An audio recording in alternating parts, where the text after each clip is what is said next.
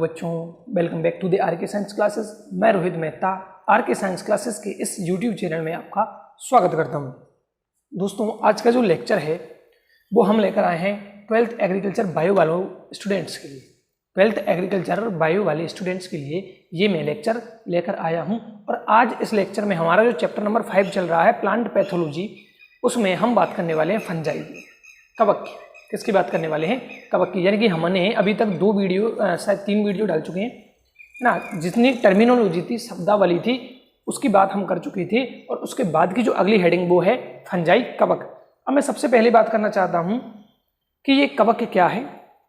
RH. Whittaker ने जो पंच जगत अवधारणा दी थी उसमें फंजाई को कहाँ पर रखा था, मैं उसकी बात करने वाला हूँ। फिर हम चलेंगे इसके आगे की तरफ।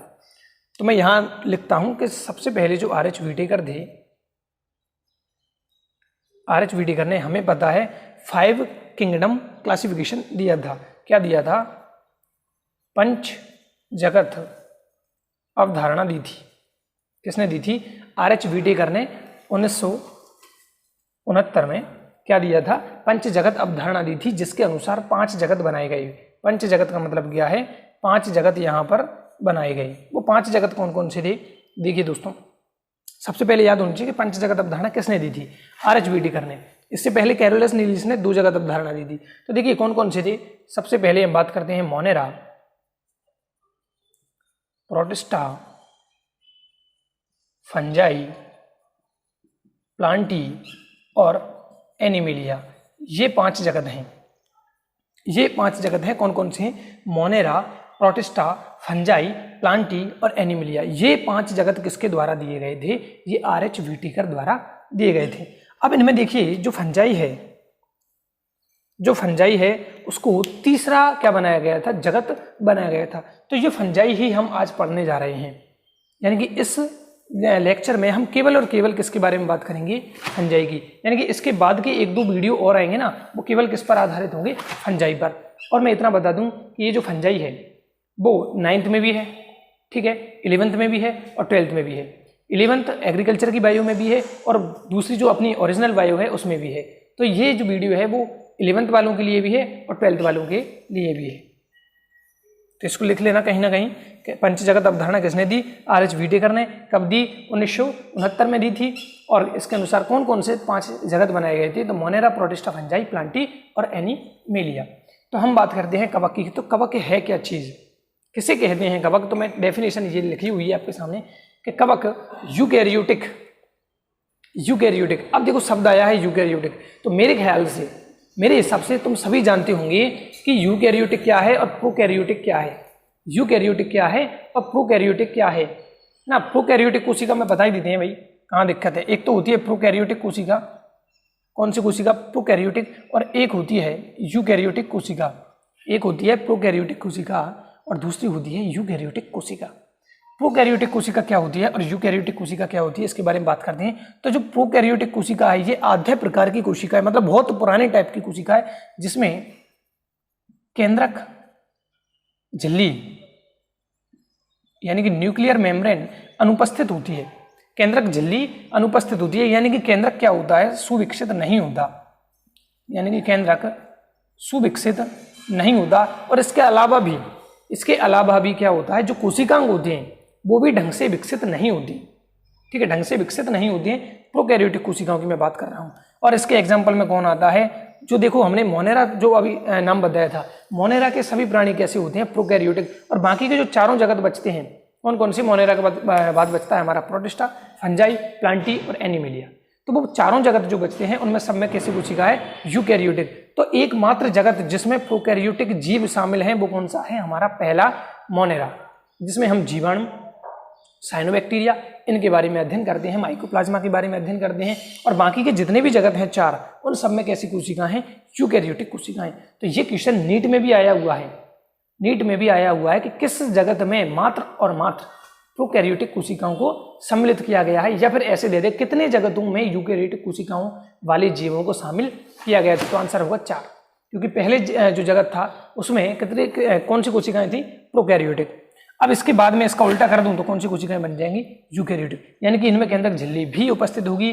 केंद्रक यानी कि इसमें सुविकसित होगा और इसमें जो कोशिका होंगे वो भी सुविकसित होंगे। चलिए आगे बात करते हैं हम इसके बाद कि कवक क्या है। कवक यूकैरियोटिक कोशिकाओं वाले जीव हैं। कवक क्या है? यूकैरियोटिक कोशिकाएं, यानी कवकों की जो कोशिकाएं होती हैं वो यूकैरियोटिक होती हैं। इसके बाद इनमें क्लोरोफिल नहीं होता है।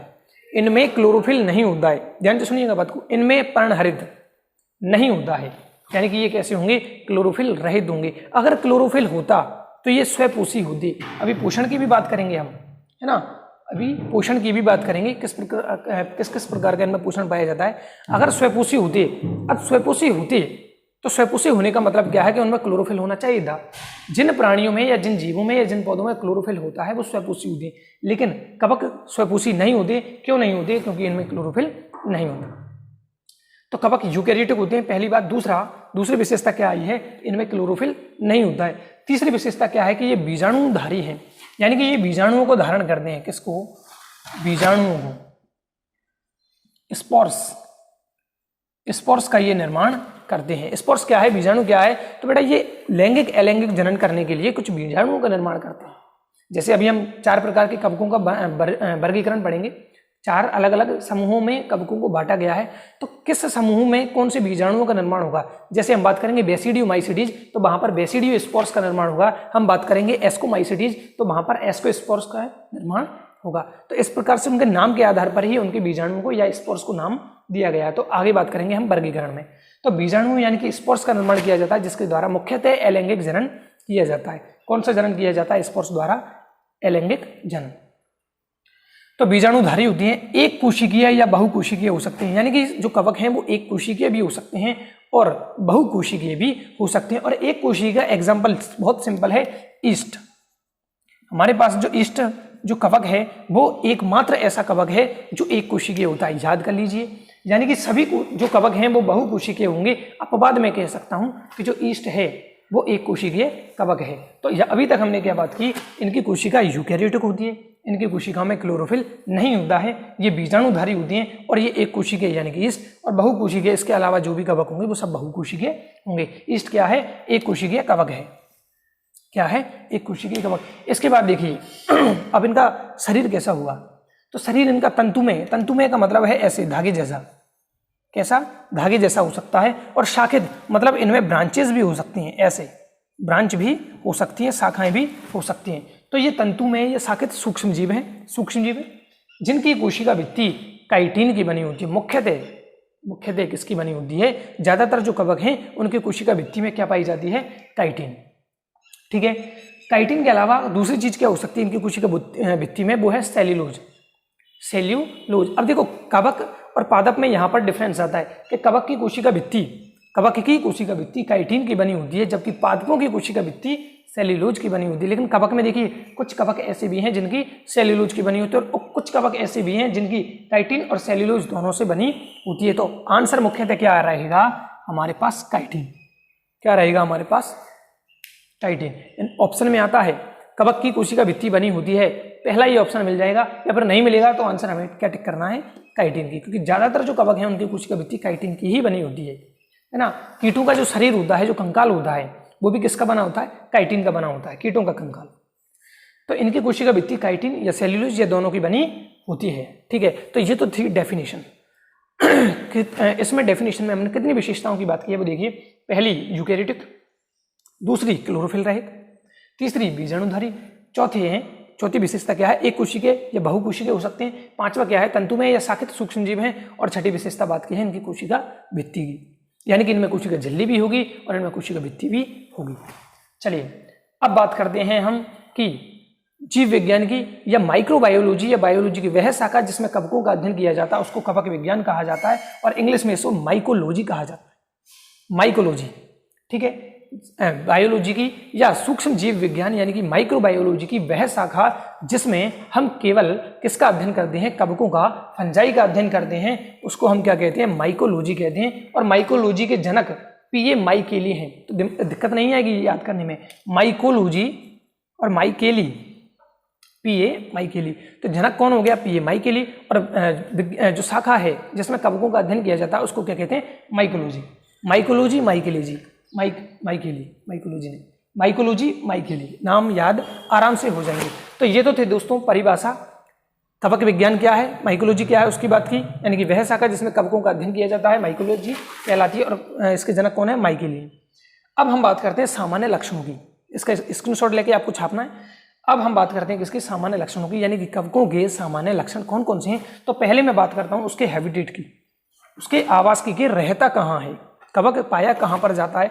तो देखिए यहाँ पर मैंने लिखा हुआ सर्वत्र, यानी कि जो कवक हैं वो हर जगह पाए जाते हैं।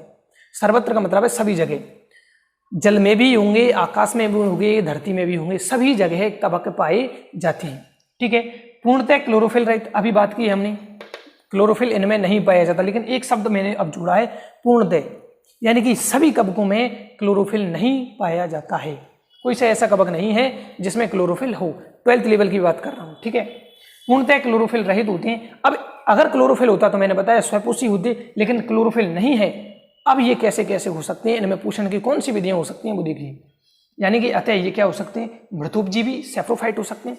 मृतोपजीवी के बारे में हमने बात कर ली है, क्या होते हैं मृतोपजीवी, या इनको मृतोपजीवी या मृतजीवी कह दो। क्या होते हैं, ऐसे कवक या ऐसे जीव या ऐसे सूक्ष्म जीव जो अपना पोषण मृत कार्बनिक पदार्थों से प्राप्त करते हैं, क्या कहलाते हैं, मृतोपजीवी या मृतजीवी कहलाते हैं। इसी प्रकार दूसरा क्या है, सहजीवी, सिम्बायोंट्स क्या होते हैं, साथ साथ जीना। ये शैवाल के साथ भी जीते, यानी कि शैवाल और प्लस कवक दोनों मिल जाएं तो क्या बनता है, लाइकेन बनता है। क्या बनता है, लाइकेन बनता है। इसी प्रकार से माइकोराइजा भी होता है, जो उच्च वर्गीय पौधों के साथ अगर कवक मिल जाते हैं तो उसको कहते हैं माइकोराइजा। तो ये किसके साथ जी सकता है, ये एक तो शैवाल के साथ मिलकर जी सकता है, और दूसरा उच्च पादपों के साथ, जैसे पाइनस वगैरह में पढ़ेंगे हम आगे। तो सहजीवी जीवन का मतलब है ये किसी ना किसी के साथ मिलकर भी जिंदा रह सकता है, जी सकता है। शैवाल के साथ जिएगा तो उसको लाइकेन कहा जाता है, और अगर यही जो कवक है वो उच्च पादपों की जड़ों में पाया जाता है तो इसको माइकोराइजा कहते हैं। आगे बात करेंगे इनकी। तो मृतोपजीवी मतलब सड़ी गली पदार्थों से पोषण प्राप्त करता है। सहजीवी का मतलब किसी न किसी के साथ रहकर अपना जीवन यापन करता है। परजीवी पैरासाइट, इसके बारे में भी बात कर सकते हैं, कर चुके हैं हम। क्या है परजीवी, जो अपना पोषण दूसरे जीवों से प्राप्त करता हो, जीवित जीवों से, यहाँ मृत जीवों से या मृत पदार्थों से, यहाँ जीवित जीवों से। मतलब ये किसके रूप में पाया जाएगा, पैरासाइट के रूप में, परजीवी के रूप में। और दूसरा है परापरजीवी, हाइपर पैरासाइट, यानी कि हाइपर, अब देखो दोनों में अंतर क्या है, ये परजीवी हो सकता है और ये परजीवी किस पर हो, उस जीव पर जो खुद क्या हो, परजीवी हो। मतलब नहीं समझे सर, परापरजीवी हाइपर पैरासाइट मतलब मान लो ये कोई प्राणी ए है, ये कोई प्राणी ए है, इस पर पैरासाइट है कौन, बी, यानी कि इस पर परजीवी है कौन, बी। और जो कवक हम बात कर रहे हैं ये कवक इस पर भी परजीवी है। कवक किस पर परजीवी है, बी पर, और बी किस पर परजीवी है, ए पर। कवक किस पर परजीवी है, बी पर, और बी खुद परजीवी है किस पर, ए पर। आगे योगी बात समझ में। तो इसको मैं क्या कहूंगा, अब इसको मैं कहूंगा परा परजीवी। अगर ये डायरेक्ट इस पर डिपेंड करता तो ये परजीवी होता, लेकिन ये तो परजीवी के ऊपर भी परजीवी है, तो इसको मैं कहूंगा परा परजीवी। जैसे परदादा वैसे ही परा परजीवी। तो यहाँ पर 4 प्रकार का आवास हो सकता है, 4 प्रकार से ये रह सकता है। कैसे कैसे, मृतोपजीवी रूप में रह सकता है, दूसरा सहजीवी, परजीवी और परापरजीवी के रूप में रह सकता है। तो ये मैंने सामान्य लक्षण में बात की है सबसे पहले हैबिटेट, आवास की। इसके बाद आगे चलते हैं, इसका स्क्रीनशॉट लीजिए फटाफट। चलिए, सामान्य लक्षण में पहला हमने देखा आवास कहाँ पाया जाता है। अब हम दूसरे पॉइंट की बात करेंगे। दूसरा पॉइंट क्या है, वो है इसका शरीर, थैलस। मैं क्या हेडिंग डालूं, दूसरी हेडिंग में मैं लिख सकता हूं या तो शरीर लिख दो या फिर क्या लिख दो, थैलस। क्या लिख दो, शरीर या थैलस। देखिए थैलस क्या होता है, कोई भी ऐसा पादप शरीर जिसमें ना तो जड़ हो, ना तना हो, ना पत्ती हो, ना तो जड़ हो, ना तना हो, ना पत्ती हो, ऐसे शरीर को कहते हैं थैलस। क्या कहते हैं, थैलस। यानी कि जड़, तना, पत्ती रहित, ना तो जड़ हो, ना तना हो, ना पत्ती हो, तीनों ही नहीं हो तो ये रहित लगा दूं, या ऐसे कर दूं कि जड़, तना, पत्ती में अविभेदित शरीर, यानी कि ऐसी बॉडी, ऐसा शरीर जिसमें ना तो जड़ हो, ना तना हो, ना पत्ती हो, ऐसे शरीर को हम क्या कहते हैं? ऐसे शरीर को हम थैलस कहते हैं। तो जड़, तना, पत्ती में अविभजित संरचना कह दो, शरीर कह दो, ठीक है, उसको हम क्या कहते हैं? थैलस कहते हैं। आगे होगी बात समझ में? मतलब अगर ऐसे जड़, तना और पत्ती होती, ऐसे ये पत्ती होती और जड़ होती इधर, तो ये तो पादप हो जाता। क्या हो जाता? पादप। लेकिन ये कोई क्या है? थैलस है। ये क्या है? कोई थैलस है। ये थैलस है। ये क्या है? थैलस। ना तो इसमें जड़ का पता चल रहा, ना इसमें तनी का पता चल रहा है, और ना ही इसमें पत्ती का पता चल रहा है। तो ये कौन है? थैलस। या फिर इनको थैलस की जगह एक और शब्द दिया जा सकता है, थैलॉइड, मतलब थैलाब, पर ये बुक में यूज नहीं किया गया है, 11th बायो में चलता है, तो पर मैं यहाँ पर नहीं बता रहा हूँ। तो जड़, तना, पत्ती में अविभजित शरीर क्या होता है? थैलस कहलाता है। अब इनका जो थैलस है वो कैसा हो सकता है? इनका थैलस अमीवीय। कैसा हो सकता है? अमीवीय हो सकता है। अमीवीय का मतलब इनके थैलस का कोई भी आकार फिक्स नहीं हो। जैसे अमीबा के शरीर का आकार फिक्स नहीं होता है, वैसे ही अमीवीय थैलस का मतलब है कि इनके थैलस का आकार कैसा भी हो सकता है। अच्छा, थैलस तुमने देखा है भाई? सबने देखा है थैलस। कहाँ देखा है सर? हमने तो देखा ही नहीं भाई। देखा है जहाँ पर ईंटों की दीवार है, अभी उस पर प्लास्टर नहीं है, और बरसात में खुले में वो ईंट की दीवार रहती है, तो उस पर देखना, मैं बात कर रहा हूँ थैलस की, उस पर जो हरे रंग की एक परत छा जाती है बरसात के मौसम में। अभी देखना, बरसात का मौसम भी आने वाला है 1 महीने में, तो ईंटों की जो दीवार होगी उस पर हरे हरे रंग की पूरी परत छा जाती है। तो वो उसको उखाड़ के देखना, उसमें ना तो जड़ है, ना तना है, ना पत्ती है। उस संरचना को हम कहते हैं थैलस।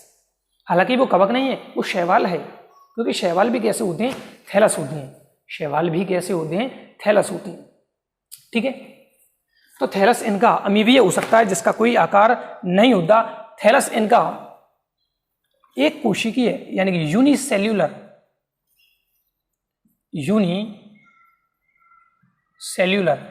देखो भाई, एक कोशिका, एक के लिए क्या शब्द यूज किया जाता है? यूनि। तो यूनिसेल्यूलर हो सकता है, या फिर इनका बहुकोशिकीय भी हो सकता है। यहां पर लिख दूं, कैसा हो सकता है इनका थैलस? बहुकोशिकीय। बहु के लिए शब्द यूज किया जाता है मल्टी, तो क्या लिखूंगा? Multi cellular. क्या लिखूंगा? Multi cellular. तो मतलब इनका थैलस, पहली बात की हमें अमीवीय, यानी आकार फिक्स नहीं होगा। दूसरी क्या विशेषता बात की है? इनका थैलस जो है यूनिसेल्यूलर या मल्टी सेल्यूलर हो सकता है, मतलब एक कोशिका वाला भी थैलस हो सकता है, और बहुत सारी कोशिकाओं वाला भी थैलस हो सकता है। इसके बाद मैं आगे बात करता हूं, तो इनका थैलस देखिए, तंतु में भी हो सकता है, या तंतुवत भी लिख सकता हूं मैं इसको। तंतुवत मतलब एक धागे के रूप में भी हो सकता है। किसके रूप में हो सकता है? धागे के रूप में हो सकता है, या फिर धागे ऐसे मिल जाएं, ऐसे आपस में ये धागे मिल जाएं, तो इसको कहते हैं कवक जाल। इसको क्या कहा जाता है? तो जब तंतु में होगा तो एक तंतु होगा, 2 तंतु होंगे, लेकिन अलग अलग होंगे। लेकिन अगर तंतु आपस में मिल जाते हैं, अगर तंतु आपस में, देखो जैसे रस्सी बनती है, रस्सी छोटे छोटे तंतुओं से मिलकर बनती है, तो वो एक तंतु है, और जब उसको मिला दिया जाए तो क्या बन जाता है? एक रस्सी बन जाती है। और या फिर मोटा रस्सा बनाना है, रस्सा, तो उसमें बहुत सारी रस्सियों को मिलाया जाता है। तो वही वाली बात है कि तंतुओं को मिलाया जाए तो कवक जाल का निर्माण होता है। किसका निर्माण होता है? कवक जाल। और कवक जाल को माइसीलियम कहा जाता है। ये वर्ड यूज करना है तुम्हें, नाम याद करना है, माइसीलियम। अंग्रेजी वर्ड्स को थोड़ा सा पकड़ें, जो इंग्लिश वर्ड हैं उनको थोड़ा सा पकड़ने की कोशिश करें। मैं उन्हीं शब्दों को यूज कर रहा हूँ इंग्लिश में, उन्हीं शब्दों का, उन्हीं वर्णों का यूज करूंगा जो हमारे काम के। ठीक है दोस्तों, क्योंकि ये अब जैसे माइसीलियम तुम्हें लिखा मिल गया, तो तुम कहोगे सर ने तो बताया नहीं माइसीलियम क्या है। तो बेटा कवक जाल को ही क्या कहा जाता है? माइसीलियम कहा जाता है। क्या कहा जाता है? माइसीलियम कहा जाता है। तो कवक जो थैलस है उसके बारे में हमने बात कर ली। इसके बाद देखिए, जो इनका माइसीलियम या कवक जाल होता है वो 2 प्रकार का हो सकता है। हालांकि इसके बारे में डिटेल में थोड़ा सा आगे बात करनी है। एक तो होता है पटयुक्त, और दूसरा हो सकता है पट रहित। एक तो होता है पटयुक्त और दूसरा होता है पट रहित। क्या है इसके बारे में भी बात कर लें। जैसे ये है, जी मैंने एक कवक बनाया है जिसमें बीच बीच में ये पट हैं, इनको क्या कहते हैं? पट। इनको क्या कहते हैं? पट कहते हैं। ये जो आपको पट नजर आ रहा है, ये आड़ी लाइन जो है, खड़ी लाइन मैंने अभी बनाई है, ठीक है, इस लाइन को क्या कहते हैं? पट। और इसको अंग्रेजी में सेप्टम कहा जाता है। सेप्टम कह दो या क्या कह दो इसको? सेप्टा। सेप्टा या सेप्टम, ठीक है, एक वचन है तो सेप्टम कहते हैं और बहुवचन है तो उसको सेप्टा कहा जाता है। तो सेप्टा, तो मैं पटयुक्त के लिए सेप्टेट क्या नाम दूंगा, सेप्टेट किसे कहेंगे, सेप्टेट कहेंगे किसको, जिसमें पट पाए जाएं। तो कवक जाल कितने प्रकार का हो गया, 2 प्रकार का, एक तो सेप्टेट और एक एसेप्टेट।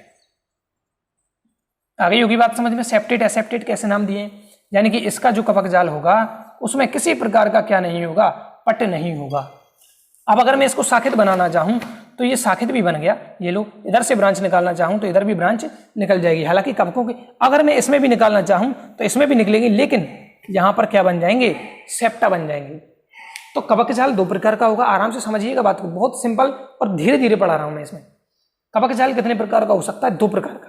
कौन सा, पटयुक्त, जिसके बीच में यानी कि कोशिकाओं के बीच बीच में क्या बन जाएगा, पट, ठीक है। और इसमें कोशिकाओं के बीच की जो भित्ति होगी, 2 कोशिकाओं के बीच की जो दीवार होगी वो वहां से हट जाएगी, विलय हो जाएगी, घुल जाएगी, तो वहां पर सेप्टा समाप्त हो जाएंगे। तो पट रहित को क्या कहेंगे, एसेप्टेट। एसेप्टेट क्यों कहा, क्योंकि पट को अंग्रेजी में सेप्टम या सेप्टा कहा जाता है। तो सेप्टा है तो सेप्टेट, सेप्टा है तो सेप्टेट, और सेप्टा नहीं है तो क्या लगा दिया, ए, तो क्या बन गया, एसेप्टेट। कोई दिक्कत वाली बात नहीं होनी चाहिए। तो ये हमने बात की है शरीर या थैलस की, इसकी बात कर ली, शरीर या थैलस की, ठीक है। अगला, इसके कवक जाल के बारे में आगे डिटेल में बात करेंगे, कोई दिक्कत नहीं है। हालांकि अभी मैंने थोड़ा सा समझा दिया है, ठीक है, क्योंकि आगे तुम्हें खुद को पता चल जाएगा कि अब मैं आगे जब पढ़ाऊंगा ना तो खुद आंसर दोगे, हाँ सर ये होगा। चलिए इसको हटा देता हूं मैं। कवक जाल के आधार पर कितने प्रकार के होंगे जो कवक हैं, वो 3 प्रकार के। माइसीलियम किसको कहा जाता है, कवक को। हालांकि माइसीलियम, अभी तो तंतु भी आएगा जैसे हाइपी कहेंगे, आगे की बात है। तीसरे पॉइंट में बात करता हूं मैं पोषण की, न्यूट्रिशन की। पोषण, न्यूट्रिशन, इनको न्यूट्रिशन कहां से मिलता है, पोषण कहां से मिलता है। तो देखिए अभी हमने लिखा था कि ये परपोषी होते हैं, परपोषी होते हैं। परपोषी यानी कि दूसरे जीवों पर डिपेंड करें, परपोषी मतलब दूसरे जीवों पर डिपेंड करें, उनको हम क्या कहेंगे, परपोषी, ठीक है। ये मृत सड़ी गली पदार्थों से भी पोषण लेते हैं, यानी कि मृत जीवी हो सकते हैं, ये परजीवी भी हो सकते हैं। आगे होगी बात समझ में। तो पोषण क्या है, ये परपोषी होते हैं या परपोषी, इसको मैं परपोषी की जगह क्या शब्द यूज कर सकता हूं, परपोषित भी यूज कर सकता हूं। और दूसरा, ये अवशोषी होते हैं, यानी कि अपने भोज्य पदार्थों का ये अवशोषण कर लेते हैं। कैसे, जैसे यहां पर ये कवक है तो ये कुछ एंजाइम यहां से स्त्रावित करेगा, जैसे यहां पर लगा हुआ है, ये यहां से कुछ एंजाइम स्त्रावित करेगा और यहां पर जो भी पदार्थ उपस्थित होगा उसका पाचन करके ये वापस अवशोषित कर लेगा। मतलब पचा हुआ भोजन ही अवशोषित करता है। हम क्या करते हैं, पहले भोजन ग्रहण करते हैं, उसको तोड़ते हैं, फिर पचाते हैं। कवक क्या करता है, ऑलरेडी अपने एंजाइम बाहर निकलेगा, मतलब उसको किसी चीज पर थूकेगा और थूकने के बाद उसको बाहर पचाएगा, फिर उसको पी जाएगा। कौन करता है ऐसा, कवक, ठीक है। अवशोषी हो गए और परपोषी हो गए। तो ये 2 प्रकार के क्या हो गए, पोषण के आधार पर हो गए। अब मैं बात करता हूं इसकी चौथे पॉइंट में, कोशिका भित्ति की। इसके बारे में पहले भी चर्चा कर चुके हैं। कोशिका भित्ति, शेल वॉल, इसकी बात करते हैं, शेल वॉल, कोशिका भित्ति की। तो देखिए कोशिका भित्ति, अभी हमने देखा था कि जो अधिकांश कवक होते हैं उनकी कोशिका भित्ति काइटिन की बनी होती है। किसकी, काइटिन की बनी होती है। देखो अंग्रेजी देखो इसकी भैया, इसकी अंग्रेजी क्या है, ये है CHITIN, ये क्या है, काइटिन, ठीक है। हम क्या सोचते हैं किसी स्पेलिंग शुरू हो जाएगी, लेकिन ऐसा हर बार जरूरी नहीं होता। जैसे न्यूमोनिया पी से शुरू होती है, टेरिडोफाइट पी से शुरू होती है। तो कोशिका भित्ति, सेल वॉल, इनकी मुख्यतः किसकी बनी होती है, काइटिन की। फिर हमने क्या लिखा था, सेल्यूलोज की भी बनी होती है या फिर दोनों की बनी हो सकती है। तो मुख्यतः मैंने बताया था काइटिन की, लेकिन अपवाद यानी कि जिसमें सेल्यूलोज की बनी होगी वो है ऊमाइकोटा। ऊमाइकोटा जो समूह है, ऊमाइकोटा जो समूह है, वर्गीकरण में बात करेंगे। ऊमाइकोटा जो समूह है या संघ है, उसके जो कवक हैं उनकी किसकी बनी होगी, सेल्यूलोज की बनी होगी। किसकी बनी होगी, सेल्यूलोज की कोशिका भित्ति बनी होगी, पादपों के समान, क्योंकि पादपों की कोशिका भित्ति किसकी बनी होती है, सेल्यूलोज की। तो ऊमाइकोटा जो संघ है, ऊमाइकोटा याद कर लेना भैया, ऊमाइकोटा जो संघ होगा उसके कवकों की कोशिका भित्ति सेल्यूलोज की बनी होगी, बाकी सबकी कवक किसकी, काइटिन की। इसके बाद में बात करता हूं इसमें जनन की, रिप्रोडक्शन। रिप्रोडक्शन की मैं बात करता हूं कि कवकों में किस प्रकार से जनन होता है। तो इसमें एक दो प्रकार का जनन पाया जाता है मुख्यतः। एक तो है अलैंगिक जनन, ग्रीन कलर है, थोड़ा सा शायद कम दिखाई देगा, चलो दिख रहा है, अलैंगिक जनन, और दूसरा होता है लैंगिक जनन। तो ये हो गई, ये हमने बात कर ली, अब यूज नहीं करा ग्रीन, ये हमने बात कर ली किसकी, जनन की। रिप्रोडक्शन किसके द्वारा, अलैंगिक जनन और लैंगिक जनन, याद कर लेना, लैंगिक अलैंगिक खत्म कहानी। और किसके द्वारा होगा, अभी मैंने बात की थी, बीजाणुओं द्वारा। किसके द्वारा, बीजाणुओं द्वारा। स्पोर्स बनाएंगे, किस प्रकार के स्पोर्स होंगे, एस्को स्पोर्स, बेसिडियो स्पोर्स। चौथा जो होता है उसको तो बनाता ही नहीं है ना, कॉनिडिया भी बनती है इसमें। आगे बात करेंगे उनके डिटेल में, नो टेंशन। जनन के बाद में केंद्र की स्थिति की बात करता हूं। केंद्र की स्थिति मतलब इसमें हम किसके बारे में बात करते हैं, अच्छा लग नहीं रहा भाई। केंद्रक की स्थिति क्या है, केंद्रक कितने हैं और कहां हैं, यानी कि न्यूक्लियर स्टेटस। स्टेटस से याद आ गया सर, हम डेली डालते हैं। केंद्र की स्थिति मतलब किसी कोशिका में या कवक की कोशिका में केंद्रक कहां पर है। केंद्रक की जो कवक है उसकी कोशिका में केंद्रक कहां होता है उसके बारे में बात कर रहे हैं इस पॉइंट में।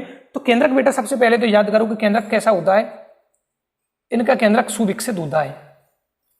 सुविकसित क्यों हुआ, तो इसका आंसर कहां मिलेगा, परिभाषा में। क्यों, हमने लिखा है इसकी कोशिकाएं या कवक जो है वो यूकैरियोटिक होता है। कैसा होता है, यूकैरियोटिक। और यूकैरियोटिक जो कोशिका होगी उसमें केंद्रक सुविकसित होगा।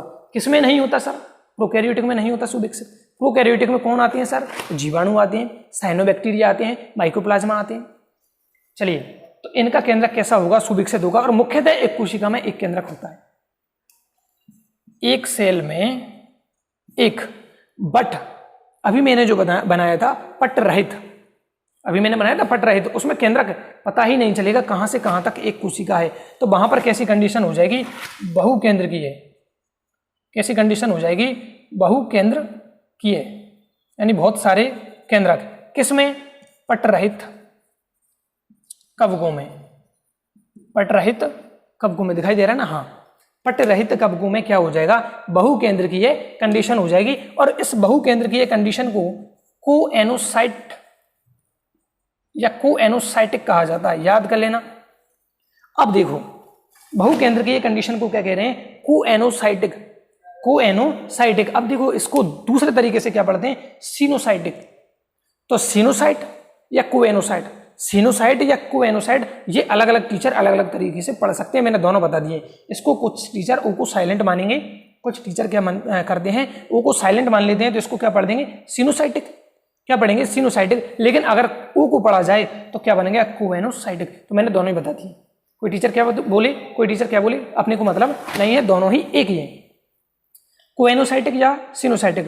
तो इनका केंद्र क्या होगा, सुविकसित होगा। एक सेल में प्राय एक होता है, लेकिन बहुत केंद्र की है, बहुत सारे केंद्र कहाँ होंगे, पट रहित कवकों में, क्योंकि पट होगा नहीं कोशिकाओं के बीच में, तो बहुत सारे केंद्र हमें नजर आएंगे। और इस कंडीशन को क्या कहते हैं, सिनोसाइटिक या कोएनोसाइटिक कहते हैं।